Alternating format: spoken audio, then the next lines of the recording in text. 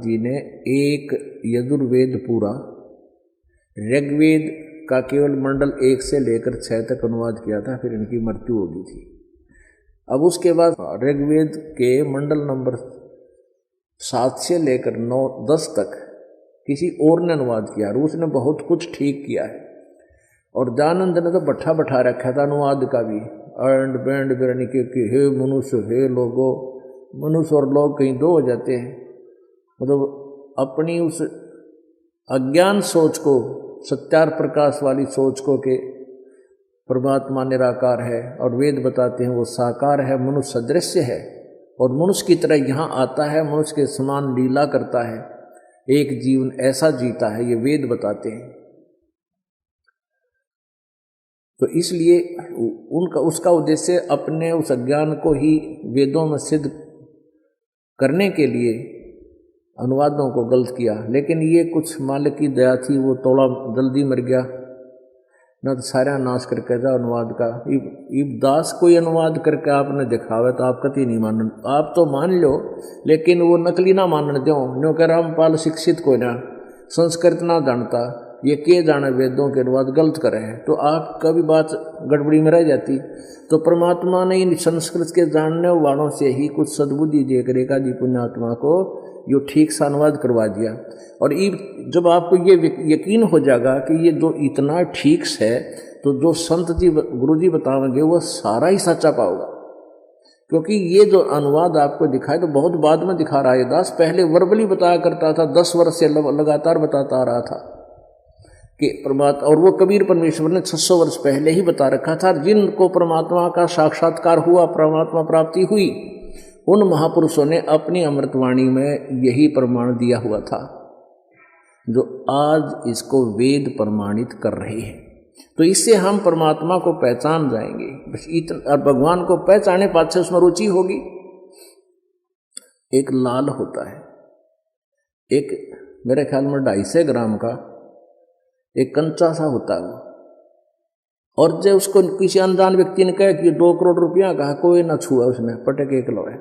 और जब ये विश्वास हो जाएगा सचमुच 2 का कोई तो 10 करोड़ का है, तो पट भीतर लीजिए में डालेंगे उसने तुरंत इसमें कि देखो और देख ले। तो ये दास आपको ये पहचान कराना चाहता है कि कबीर इज गॉड, और ये वो परमात्मा जो बनारस में आपने कि एक दुल्हा सा दिखा था, ये मालिक थे, पूर्ण परमात्मा थे।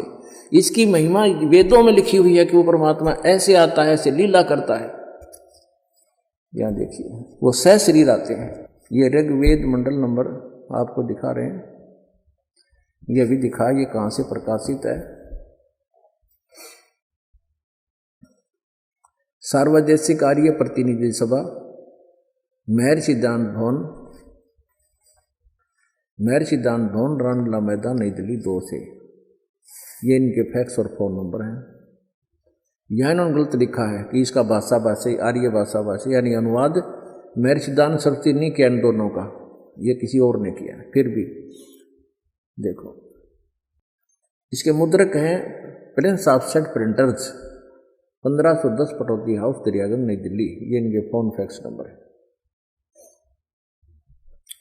इसमें हम आपको ले चलते हैं ऋग्वेद मंडल नंबर 9 सूक्त नंबर 86 में।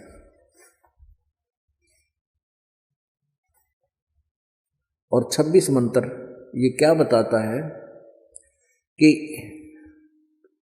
यज्ञ करने वाले यजमानों के लिए परमात्मा, यज्ञ माने धार्मिक अनुष्ठान, शास्त्र अनुकूल करने वाले यजमान माने भक्तों के लिए परमात्मा, सब रास्तों को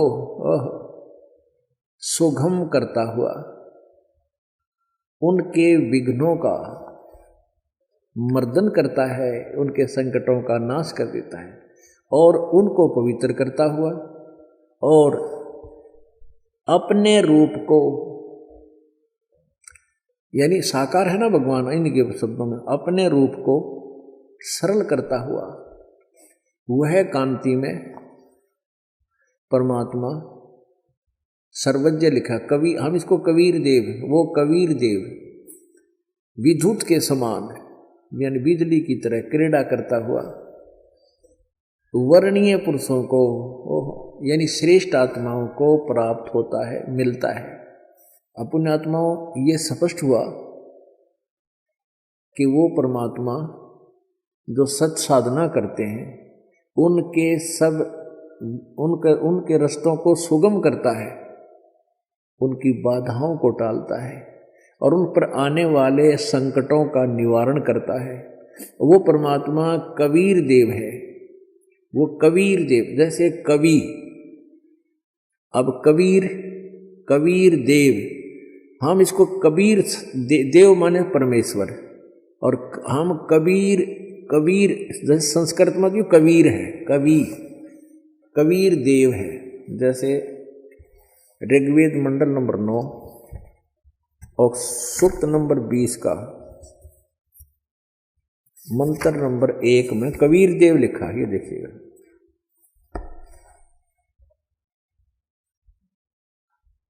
ऋग्वेद मंडल नंबर 9 और सूक्त नंबर 20,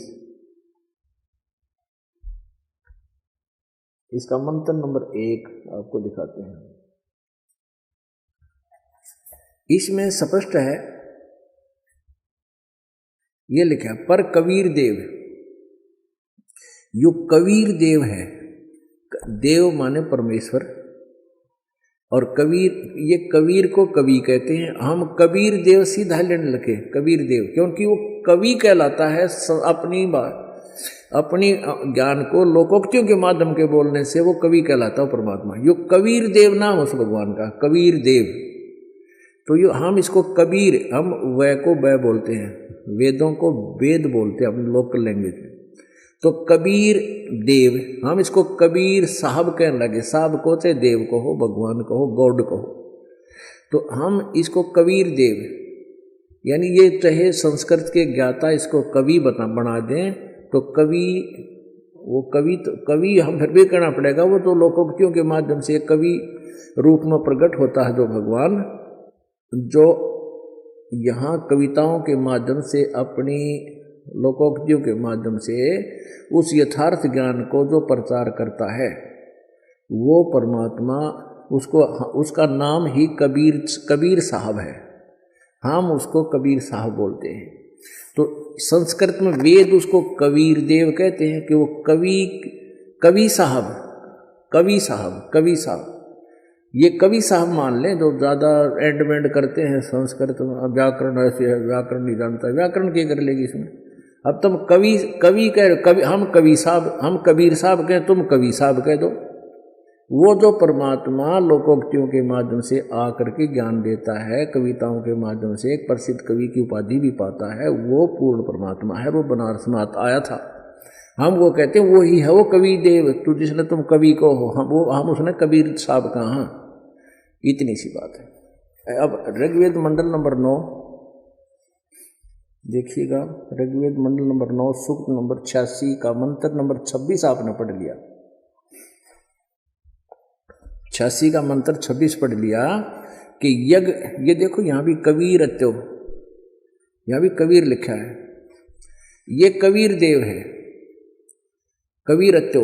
हम इसको कबीर देव कहने लगे, कबीर साहब है। इन्होंने इसका अर्थ यहाँ लिख लिया, संधि छेद कर कबीर कर दिया, कवि ही।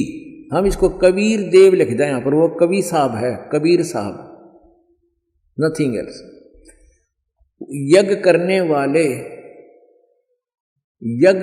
वाले यानी धार्मिक अनुष्ठान करने वाले यजमान माने भक्तों के लिए परमात्मा सब रास्तों को सुगम करता हुआ, यानी उनके सब दुखों का, उनके रास्ते खोल देता है भक्ति के। उनके विघ्नों को यानी संकटों को मर्दन करता है, सत्साधना करते हैं उनकी, और उनको पवित्र करता हुआ। और अपने रूप को, परमात्मा साकार है, अपने रूप को, क्योंकि सतलोक में उसका रूप बहुत तेजों में है। एक रोमकूप में करोड़ सूर्य करोड़ चंद्रमा मिला दी, इतना तेज है उनका। लेकिन उसको हल्का तेज पुंज का बनाकर, तेज पुंज अलग से रूप बनाकर, हल्का रूप बनाकर अपने रूप को सरल करता हुआ, यानी हल्का तेज पुंज का रूप बनाकर वह कांति में परमात्मा, वो कबीर देव, कबीर यो कवि लिखे ना, हम इसको कबीर देव कहें। वो कबीर देव विद्युत के समान क्रीड़ा करता हुआ वर्णीय माने श्रेष्ठ पुरुषों को, अच्छी आत्माओं को प्राप्त होता है। अब यहाँ थोड़ा सा और कंसेप्ट क्लियर करते हैं इन्हीं के द्वारा। जैसे कहीं पर यजुर्वेद की महिमा गाई जा रही हो, लिखी हुई हो, तो वहां केवल यजु भी लिखा हो, यजुहु, तो वो भी यजुर्वेद ही समझा जाता है। जैसे इसमें यजुर्वेद है, ये यजुर्वेद है, ये ऊपर लग रहा है, इसको यहाँ 2 अपसर्ग लगा के अलग अलग कर सकते हैं, यजुर्वेद, यजुहु कहते हैं इसको। लेकिन इसका भी ये देखिएगा, यजुर्वेद ये महर्षि दानव सरस्वती ने अनुवाद किया है कंप्लीट, पूरे 40 अध्याय, 40 के 40 अध्याय का। ये कहाँ से प्रकाशित है? वही सार्वदेशिक आर्य प्रतिनिधि सभा 2/5 महर्षि दानंद भवन, रामलीला मैदान, नई दिल्ली, ये दूरभाष है। ये यजुर्वेद आर्य भाषा भाष्य महर्षि दानंद सरस्वती कृत। मुद्रक है प्रिंस ऑफसेट प्रिंटर्स, 1510, पट of the house, Daryaganj, New Delhi से। इसके 36 नंबर अध्याय में ये कंसेप्ट क्लियर होता है जो दास करना चाहता है। ये है षट्त्रीसा अध्याय आरंभ, ये 36वां अध्याय, 36 से यानी 36, 36 माने 36। इसका प्रथम मंत्र है। इसमें रचन वाचन पर पधे मनो यजु, ये यजु शब्द है। इसका अनुवाद करते समय स्वामी जी ने खुद ही यहाँ पर कंप्लीट किया। यहाँ केवल यजु लिखा है, ये देखना, यहाँ पर अनुवाद करते समय ये केवल यजु शब्द है, यजु मूल संस्कृत में, तो इन्होंने यजुर्वेद लिख दिया। ये बिल्कुल ठीक है, क्योंकि अगर ये नो नहीं लिखेंगे तो इस यजु का अर्थ क्या करेंगे?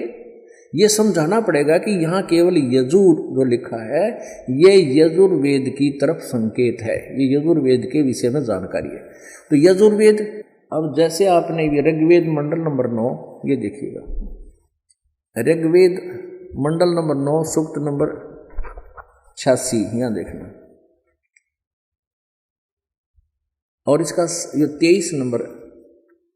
26 नंबर मंत्र आपने देखा। इसमें लिखा है कि निर्जनम हरियत है कबीर अति। इस कबीर का इन्होंने ऐसे लिख दिया, यो कवि बना दिया, कवि ही। हम इसको कबीर देव लिख दें, यहाँ पर कबीर देव, वह ही लिखें और कबीर देव लिखना। जैसा कि आपने यहाँ देखा ऋग्वेद मंडल नंबर 9 सूक्त नंबर 20 के मंत्र नंबर 1 में ये लिख रहा है क्या? कबीर देव।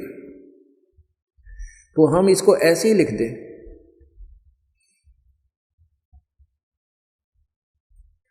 ये कबीर देव है। हम इसको यहां भी इन्होंने इसको कवि को 2 भागों बांट दिया, ये कवि मेधावी कर दिया, वह परमात्मा कवि का अर्थ कर दिया मेधावी है, कोई बात है, कवि का अर्थ मेधावी हो अगर वो परमात्मा कबीर देव है, यो कबीर देव, ये लिखना चाहिए था, वह कबीर देव है। इसमें तो स्पष्ट लिखा है, अगर केवल कवि शब्द भी है जैसे इसमें है ऋग्वेद मंडल नंबर 9 सूक्त 86 के मंत्र 26 में, वह कबीर अचो, तो इन्होंने इसको अकेला सिंगल कबीर कर दिया और अचो यू नारा कर दिया, अचो। तो यहां हम लिखते हैं वह कबीर देव है। अब देखना, यज्ञ करने वाले यानी धार्मिक अनुष्ठान करने वाले भक्तों के लिए, यजमानों माने भक्तों के लिए परमात्मा सब रास्तों को सुगम करता हुआ उनके विघ्नों को मर्दन करता है, सारे संकट निवारण कर देता है, खत्म कर देता है, और उनको पवित्र करता हुआ और अपने रूप को सरल करता हुआ वह कांति में परमात्मा कबीर देव, हम यहाँ लिखते हैं कबीर देव। जैसे यजुर्वेद लिखा, यजु के स्थान या यजु था, उन्हें यजुर्वेद लिखना पड़ा, ऐसे ही कबीर देव विद्युत के समान क्रीड़ा करता हुआ वर्णीय पुरुषों को, श्रेष्ठ आत्माओं को, अच्छी आत्माओं को प्राप्त होता है, मिलता है। कहाँ रहता है वो? 27 में लिखा है, गणना नहीं यहीं से पढ़े, जो परमात्मा ध्रुवलोक के ये प्रकाश पुंज